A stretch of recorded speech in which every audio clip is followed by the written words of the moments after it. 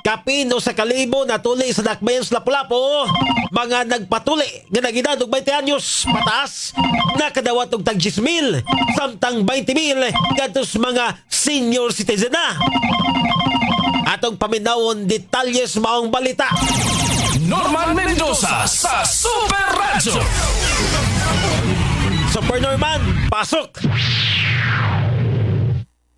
Yes, sa padyan kay susi pa no kung aduna na bagay natuli nga 20 anyos sa pataas pila ka buok o kung aduna na bagay na apil nga senior citizen gumikan kay 20,000 pesos ang ilaha madawat mao galing dunay senior citizen nga na apil sa pagpatuli samtang tanawon pa og pila ka buok ning nagpatuli nga 20 anyos pataas kay makadawat sila og tag 10,000 pesos.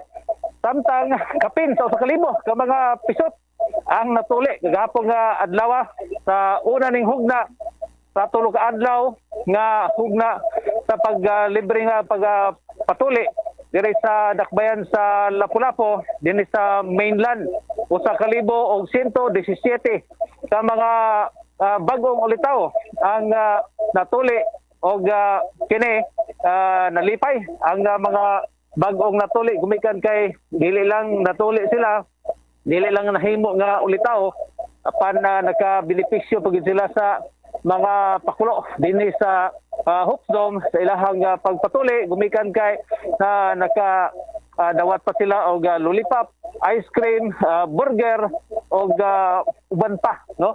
So gikalipay sa mga ginikanan nga adunay programa serbisyo ang gagamahan ng lokal sa siyudad sa Lapu-Lapu nining libre nga pagpatuli ang uban kinirasab maoy giat nga bikan kay mahal kining pagpatuli kung adto sa pribado nga tawo o tamblanan ipahigayon. Nagpasalamat si Mayor Donald Chan adto sa mga opisyal sa barangay sa syudad ug ihuman nagkadiya nga mga universities o colleges sa ilahang medical team sa volunteer pagpadala sa ilahang mga personnel aron mo voluntaryo sa pagsalmot niining pagpahigayon sa libreng tuli.